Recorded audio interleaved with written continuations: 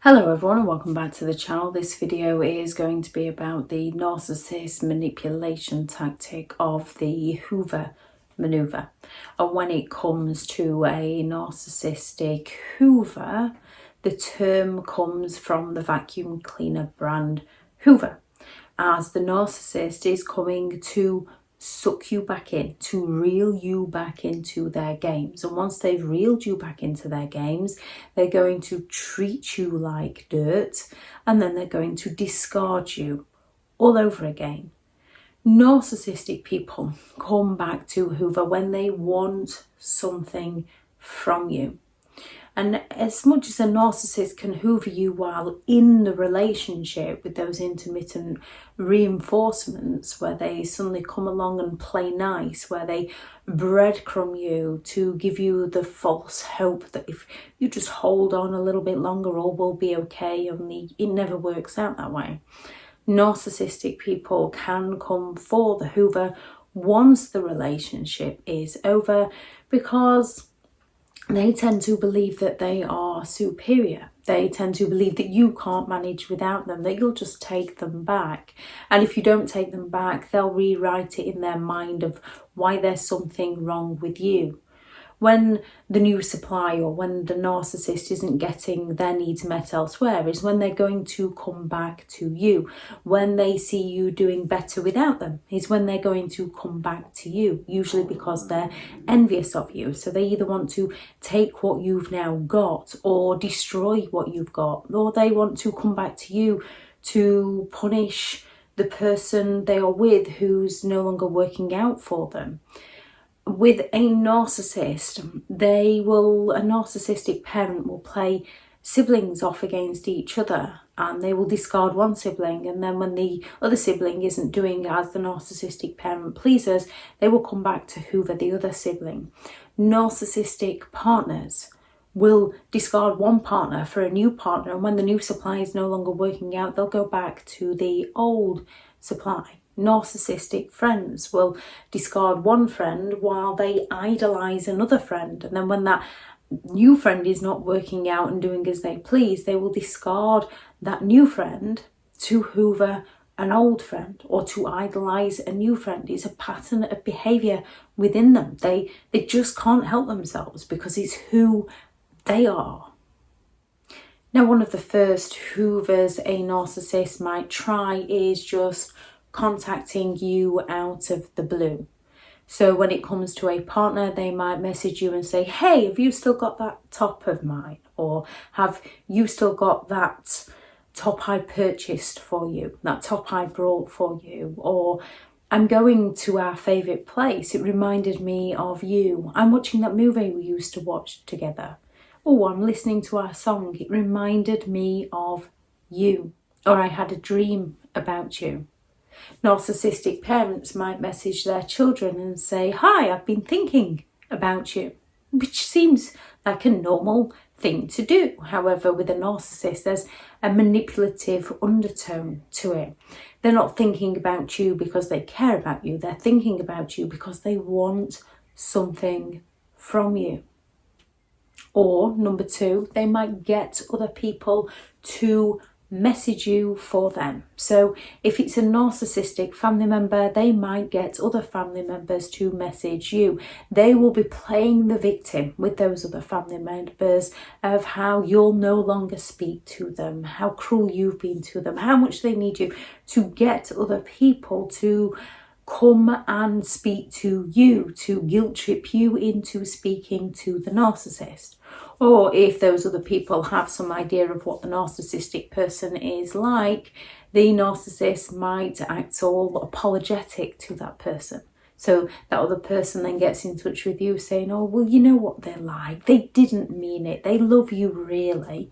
So a narcissist will play the victim to get other people to message you to suck you back in to the narcissist games. Narcissistic parents, narcissistic friends, narcissistic siblings, narcissistic partners are all more than capable of doing this.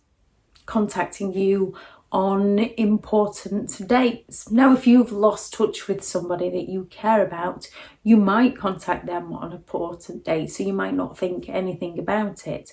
When it comes to a narcissist, there's an underlying manipulative tone with it.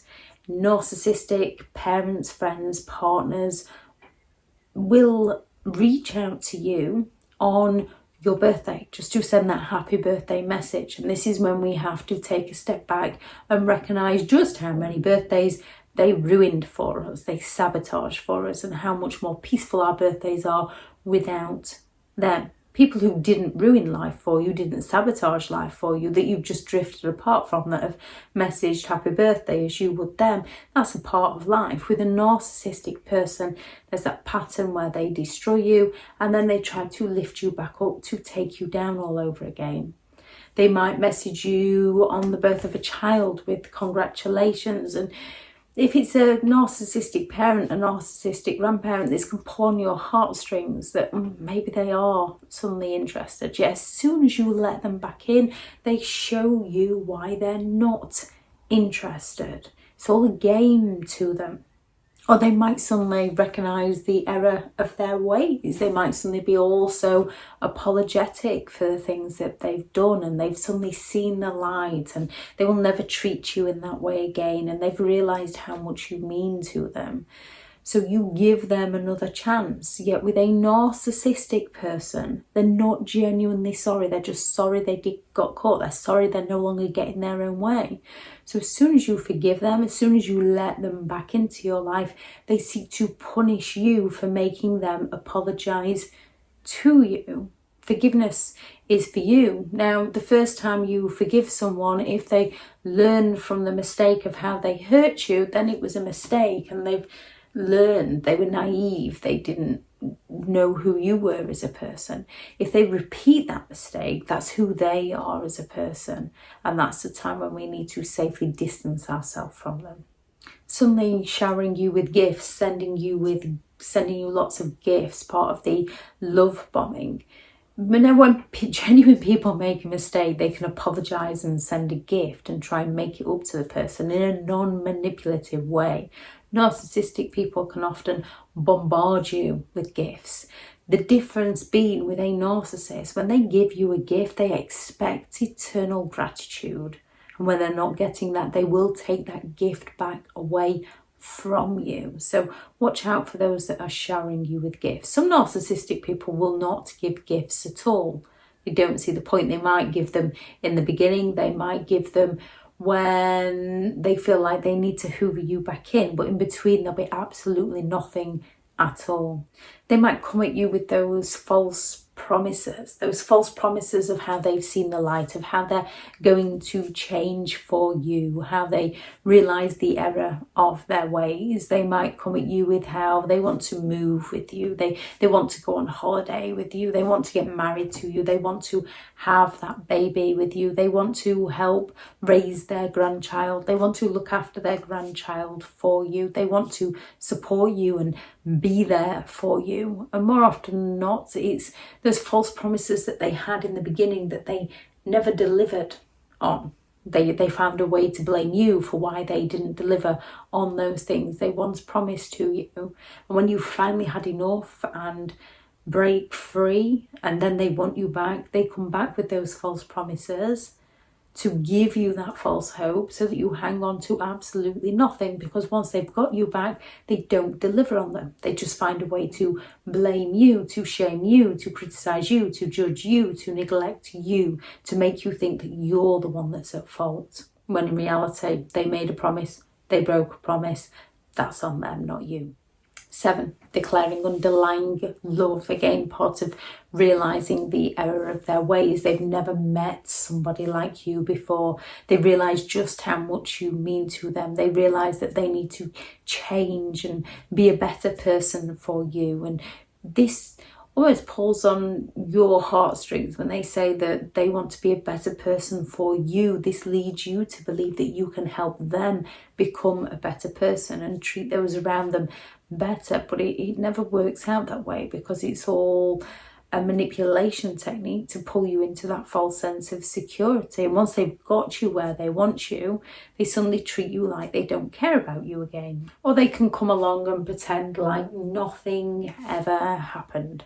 This is especially used when a narcissistic person force silence on you and you respect their silence and leave them to it. And this criticises their ego, whether they know they're in the wrong or not. They don't like people not chasing after them, even though they can moan if you do chase after them, that they want to be left alone. If you don't chase after them, they're offended. Doesn't matter what you do. It's very easy to offend a narcissist and their insecurities and their fragile egos. You don't have to actually do anything to offend them. So when they've fallen silent on you, when you've just thought, fair enough, go and be silent, they can then come back to you and pretend like nothing ever happened. Just that, hey, how are you doing? Long time no speak. And you have to remember who they are, what they're like, and just say, yes, so next time it's even longer, and leave them to it. They might suddenly come along deciding that they need your help, they need your support, that they can't do something without you. You just come around and help them with this. And this, again, is a guilt trip to get you to be there, especially narcissistic parents. When it's our parents, it's very difficult to walk away from them. So when they're suddenly declaring that they need you, they need your support, it pulls on our compassion to go and help them. Another way a narcissist will do this is by threatening to harm themselves so that we feel bad. And in this situation, it's a case of phoning the relevant people, the relevant authorities, to go and help them and step away, because the more you help a narcissist, the more they will use this against you to destroy you. So get them the help and the support that they need, yet stay out of it. Because when you run to help them every time they do this, they know they can use this to get at you. And when things aren't working out for them, when they're not getting the attention or the responses they want from you, they're going to start attacking you. They're going to start accusing you of not caring about them. They're going to start accusing you of being selfish, of being awkward, of being hurtful, to get you into that conversation, defending yourself to them so that they can feel smug, they can feel superior. And it is partly to help with their ego, because you've rejected them, and a narcissist doesn't like that rejection. They rewrite it in their minds, not that they've done something wrong to cause you to reject them, but because you're awkward, because you're selfish, because you don't care for them, when in reality they're not taking responsibility for their actions as to why your reactions are to no longer be there for them.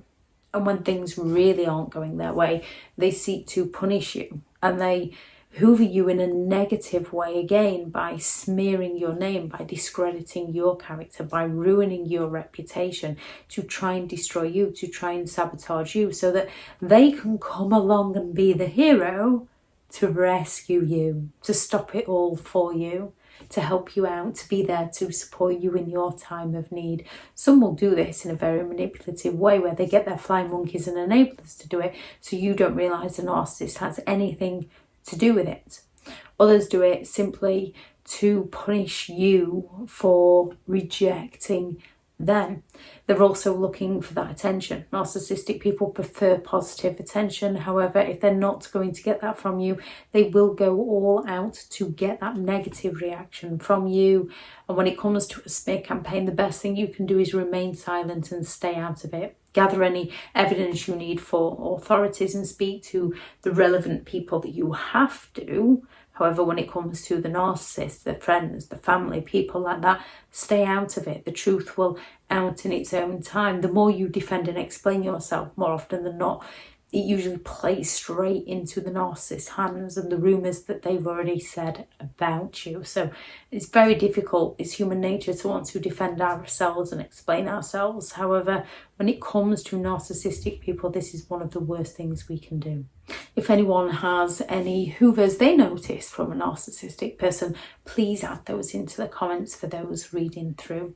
Thank you very much to all the returning subscribers and your continued support with the channel. It's greatly appreciated. If you are new to the channel, I'm Elizabeth Shaw. This channel is all about narcissistic behaviour to give you more understanding of the people you might be dealing with within your life, how to handle yourself around those people if you cannot go no contact, and different methods to find what works for you to help you understand and overcome narcissistic and emotional abuse. If you do find the information helpful on the channel, then please do subscribe.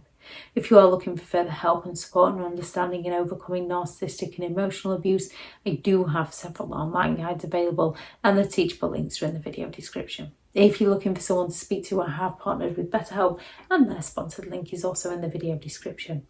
Go out there and create the day that you deserve, because you do deserve to have an amazing day. Bye.